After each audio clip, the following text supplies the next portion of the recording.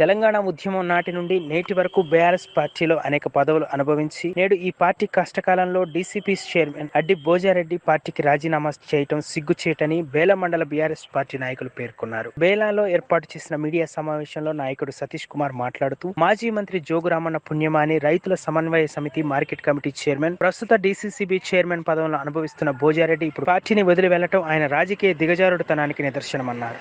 ఆదిలాబాద్ జిల్లా రైతు బంధు కోఆర్డినేటర్ కూడా అధ్యక్ష పదవిని కూడా కట్టబెట్టినటువంటి ఘనత మా జోగురామన్న గారి. అదేవిధంగా ఈరోజు కూడా డీసీసీబీ చైర్మన్ అయినటువంటి ఆ పదవిని కూడా కట్టబెట్టింది మా మాజీ మంత్రులు జోగురామన్న గారి పుణ్యం ద్వారానే ఆ పోస్టు కూడా రావడం జరిగింది. అదే కాకుండా గతంలో మార్కెట్ చైర్మన్ కూడా మా ఎమ్మెల్యే మాజీ ఎమ్మెల్యే రామన్న గారి పుణ్యంతోనే ఆ యొక్క పదవి కూడా రావడం జరిగింది. ఇలాంటి పదవులను అనుభవించినటువంటి వ్యక్తి భోజారెడ్డి గారు.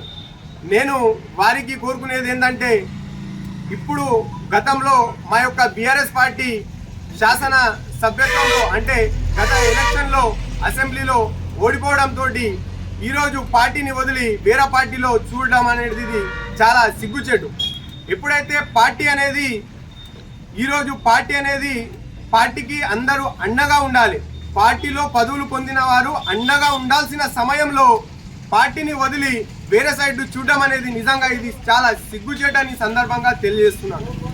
నేను అనేది ఏంటంటే, గతంలో అనేక పదవులు అనుభవించినటువంటి పెద్ద మనిషి అయినటువంటి ఆదిలాబాద్ జిల్లా డీసీసీబీ చైర్మన్ అయినటువంటి అడ్డి భోజారెడ్డి గారు, మీరు పార్టీకి బీఆర్ఎస్ పార్టీ యొక్క సభ్యత్వాన్ని రాజీనామా చేసే ముందు మీరు డీసీసీబీ చైర్మన్ అయినటువంటి ఆ పదవిని ఫస్ట్ రాజీనామా చేసిన తర్వాత ఈ పార్టీకి రాజీనామా చేయవలసిందిగా మేము కోరుకుంటుండే.